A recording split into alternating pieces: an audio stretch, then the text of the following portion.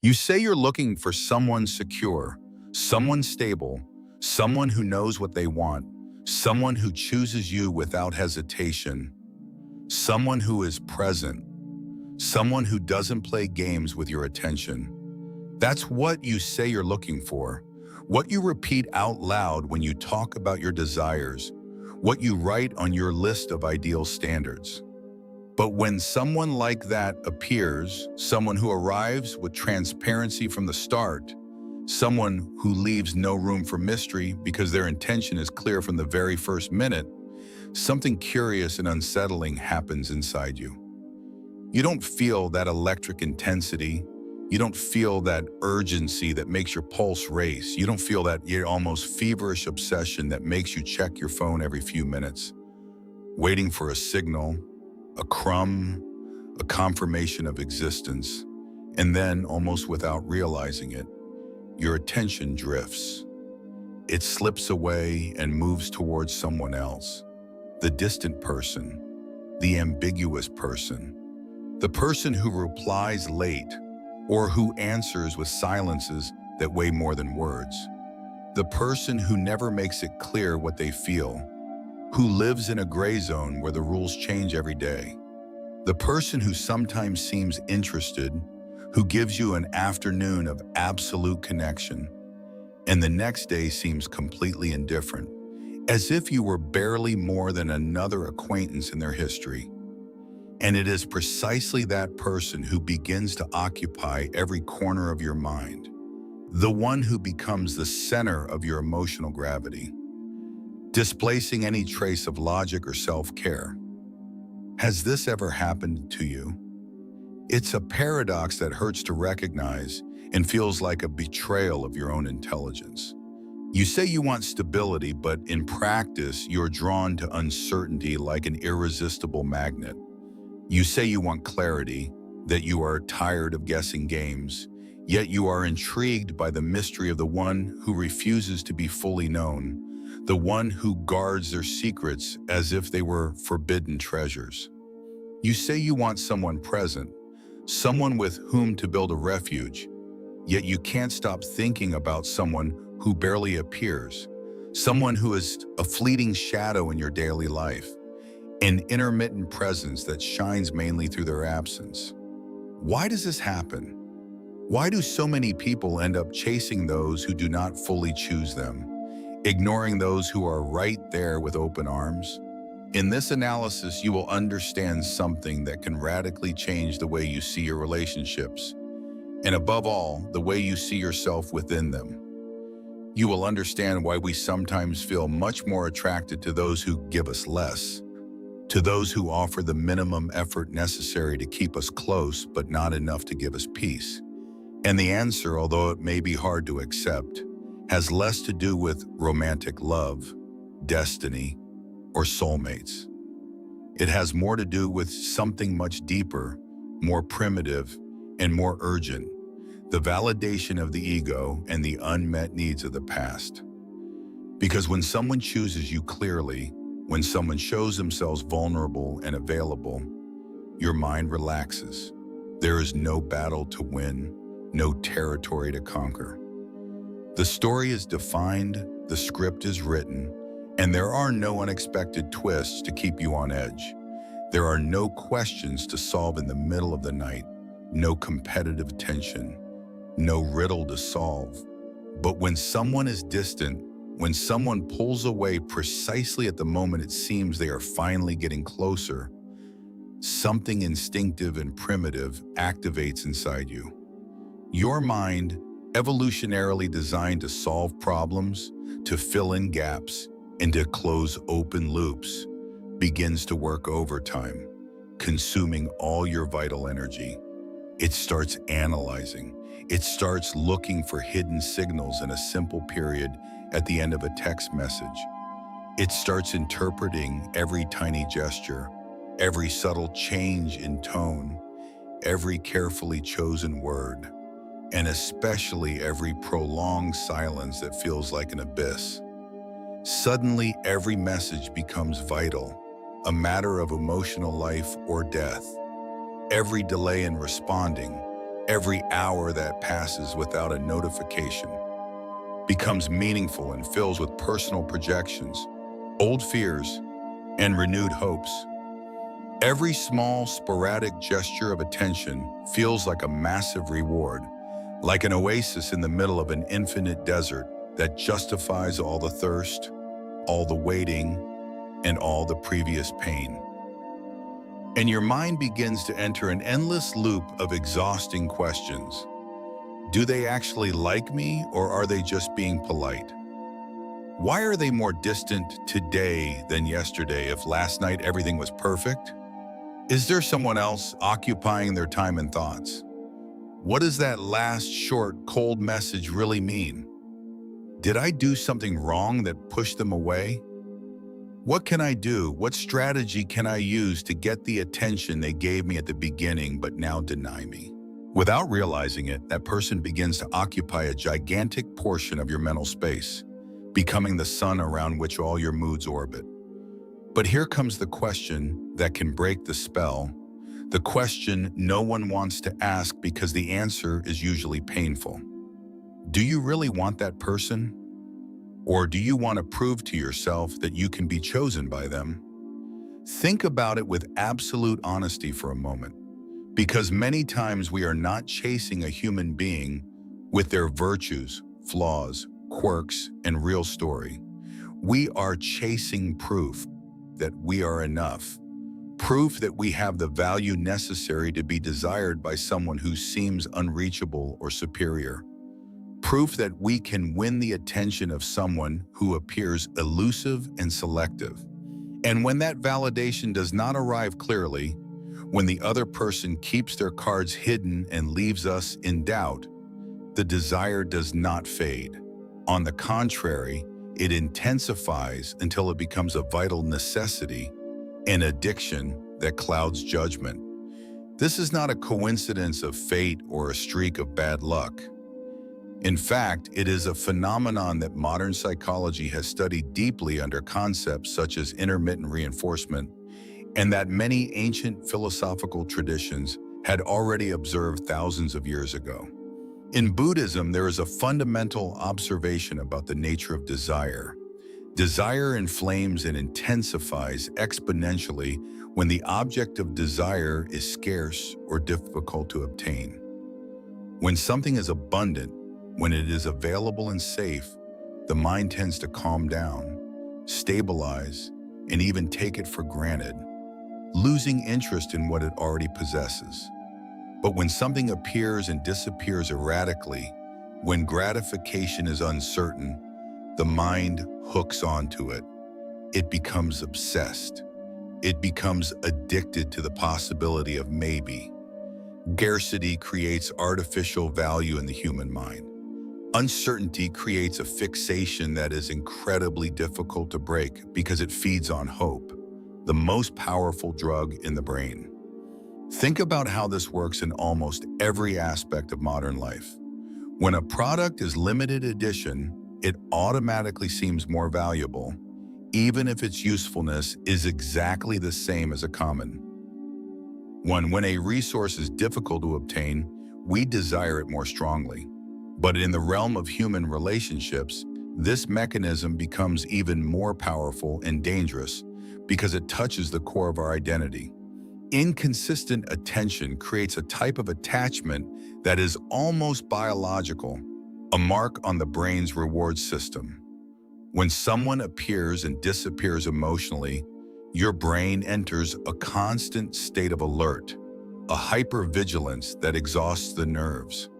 One day you receive that dose of attention you had been longing for, the message you were waiting for, the call that changes everything. You feel good, you feel validated, you feel seen, and for a fleeting moment, you feel chosen. But the next day, without apparent explanation, without anything bad having happened, that attention disappears. The emptiness it leaves behind is painful and cold. And then your mind does the only thing it knows how to do to survive the discomfort. It tries to recover it at all costs, like an addict looking for their next dose. You start thinking more about that person. You start ruminating about what could have happened in that gap of time. You start analyzing every previous interaction, looking for the mistake you made. You start waiting for the next message as if it were the air you need to keep breathing. It's a cycle of intermittent reinforcement: attention, absence, hope, doubt, reward, and once again, absence. This pattern is the same one that keeps people glued to slot machines. The possibility of winning is what keeps you losing money. Now transfer that to your heart. Has anyone ever treated you this way?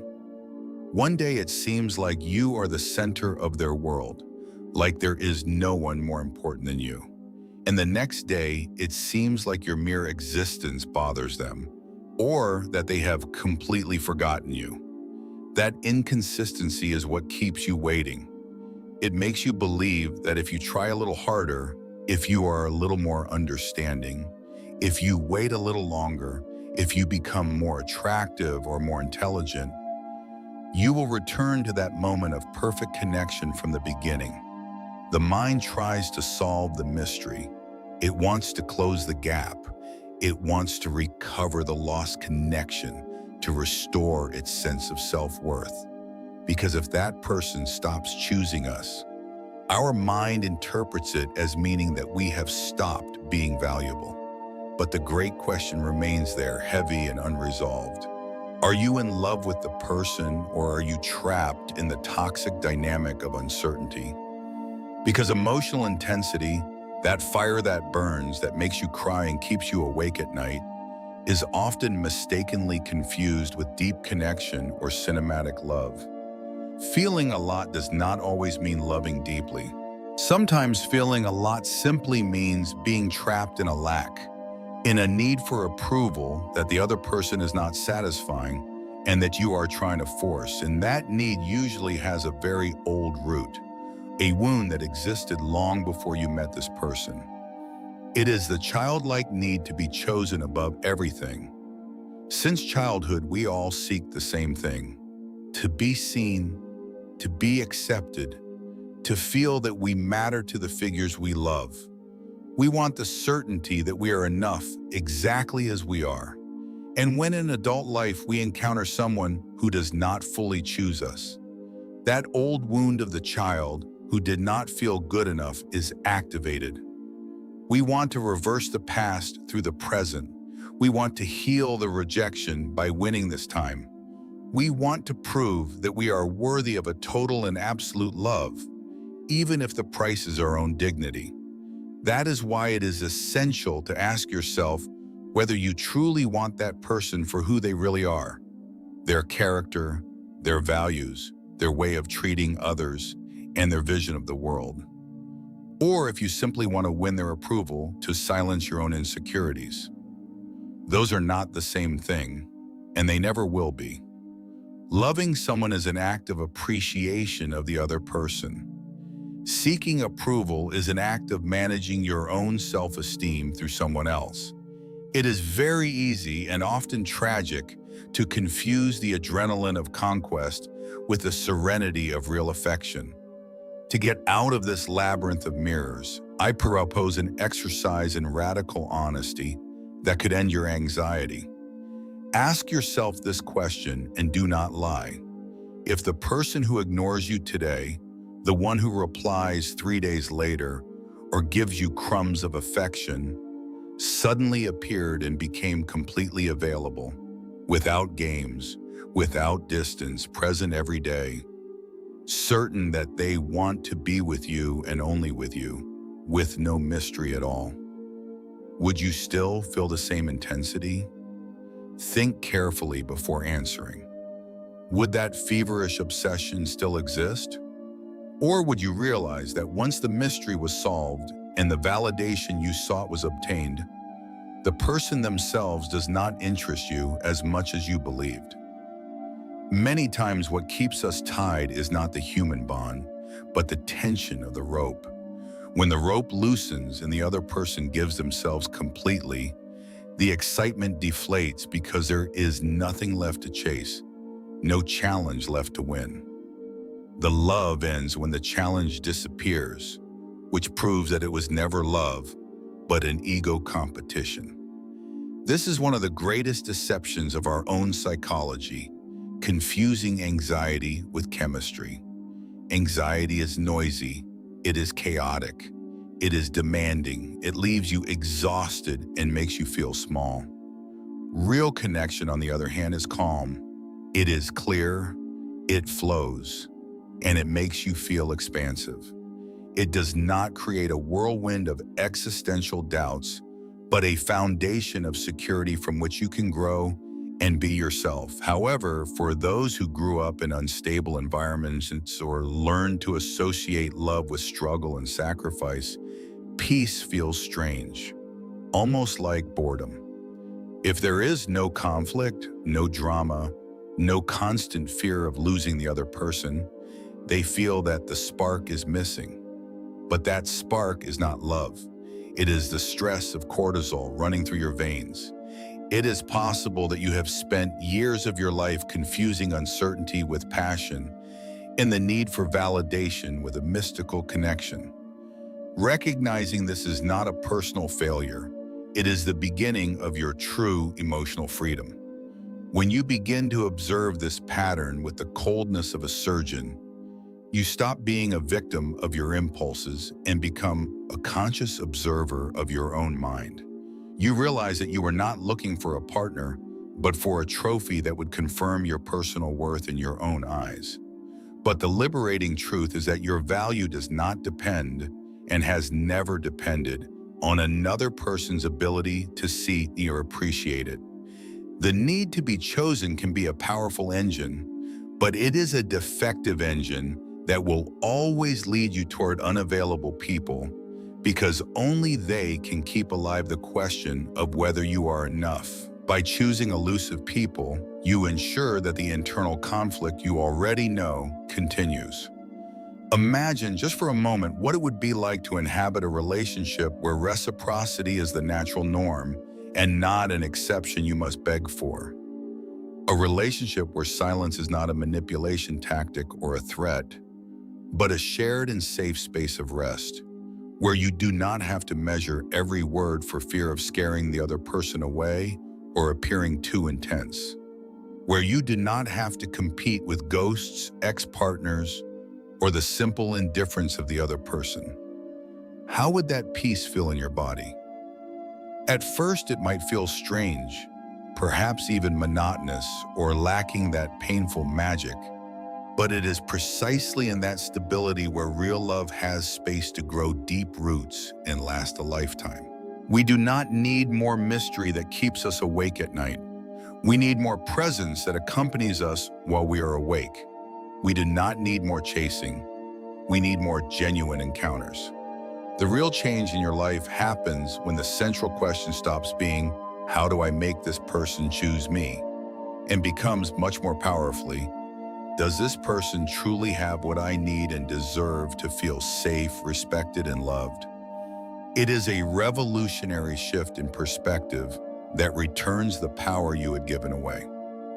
Healthy love is not about convincing someone that you are worth it, nor about performing emotional acrobatics to be seen. It is about two adults who, recognizing the intrinsic value of the other, decide to walk together without power games, without masks, and without artificial distance.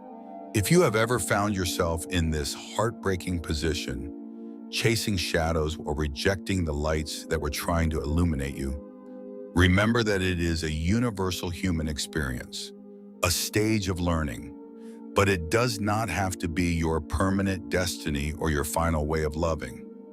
Recognizing the pattern is holding the key to the cell in your hand.